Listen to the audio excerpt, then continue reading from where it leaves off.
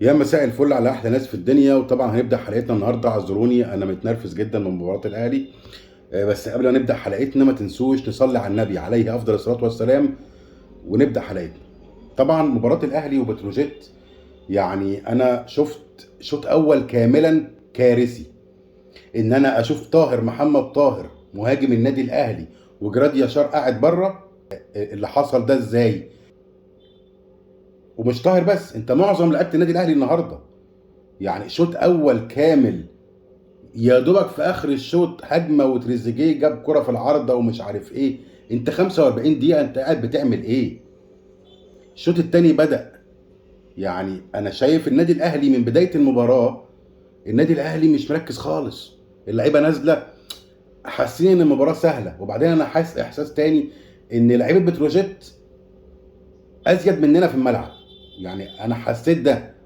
عمال اتفرج على التشكيل للنادي الاهلي، مباراه الاهلي وبتروجيت، انا حاسس ان بتروجيت ما بيلعبش ب 11 لاعب، بيلعب بلعيبه اكتر مننا. وقفشه نزل في الاخر ما عملش حاجه خالص. والشناوي بقى دي غلطه يا شناوي. يعني انت حارس مرمى منتخب مصر الاول، حارس مصر الاول، تطلع في كره عرضيه بالشكل ده ولاعب بتروجيت يلعبها قبليك؟ طالما انت مش واثق انك تطلع تجيب العرضيه، ما تطلعش من جونك. ما انت شفت هو حارس مرمى بتروجيت الركنيه اللي اتعملت وياسين مرعي عملها بدماغه، حارس المرمى واقف مكانه فجت في نص الجون صدها.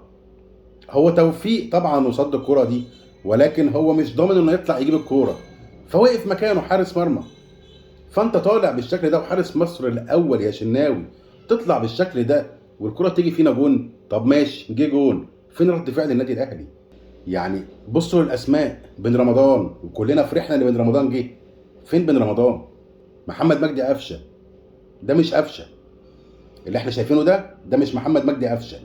هتقول لي بقى اصل ما بيلعبش، اصل المدير الفني، اصل كولر كان بيقعده بره فاللاعب خلاص. لو اللاعب خلاص يمشي من النادي الاهلي. عبد القادر نزل عمل شويه كام كره حلوين يعني، بس لا، الاداء وحش. النادي الاهلي كان وحش. احنا ما ينفعش نفوت اي نقطه من الدوري. فطبعا اعذروني ان انا متنرفز. بكلمكم طبعا وانا في الشغل يا جماعه، بس المباراة الصراحة خلتني أسيب الشغل وخلتني أعمل لكم فيديو طبعا. فمباراة وحشة والأهلي كان وحش. وحتى لو كنا كسبنا كنت هطلع أقول نفس الكلام. احنا يعني تعادلنا وكان ممكن نخسر. يعني كان ممكن الأهلي يخسر النهاردة أصلا في الهجمات الأخيرة بتاع بتروجيت. ف دي كده حلقة النهاردة، وانتظروني إن شاء الله في حلقة تانية بإذن الله من الاستوديو بتاعنا بقى زي ما احنا متعودين. ونتمنى التوفيق للنادي الاهلي ولاعيبه الاهلي يفوقوا من اللي هم فيه ده، ونشوف النادي الاهلي بتاعنا. احنا عايزين النادي الاهلي بتاع الاهلاويه، اللي هو الحكم بيرفع الوقت بدل الضايع، فانت بتجيب جون واثنين وثلاثه عادي عادي. لكن ان انا اشوف 99 دقيقه بالمنظر ده وبحرقه الاعصاب دي، ويعني لا، مباراه وحشه. ارجو ان اللعيبه تفوق بسرعه. ندعم الفريق بصفقات، مع ان الحمد لله احنا عندنا صفقات حلوه. يعني انا برضو ما جبتش سيره بن شرقي. بن شرقي انا مش حاسس بن شرقي. يعني لو بن شرقي كل مباراه بالشكل ده، معلش. يعني انا فرحت قوي بن شرقي جه الاهلي، وفرحت قوي عندنا بن رمضان. لا، اللعيبه دي مش عامله اي حاجه. شوفوا لعيبه بتروجيت ما فيهاش اسماء، ما عندهمش اسماء غير يعني حامد حمدان، اللي هو اللي اسمه سمع الفترة الأخيرة، وكان في الزمالك كان عايز يضمه ومش عارف إيه. لكن بتروجيت كل اللعيبة ما تعرفلهاش حد، ولكن بيلعبوا تيم واحد. طول عمر النادي الأهلي كده بيلعب فرقة واحدة. ف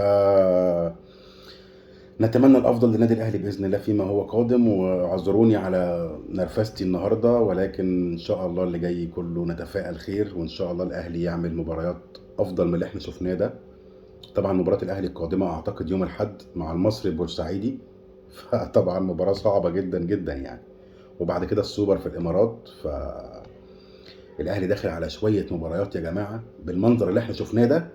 الصراحة لا، كلنا قلقانين، كلنا قلقانين. عموما أشوفكم دايما بكل صحة وأفضل حال دايما يا رب، وشكرا ليكم. سلام عليكم.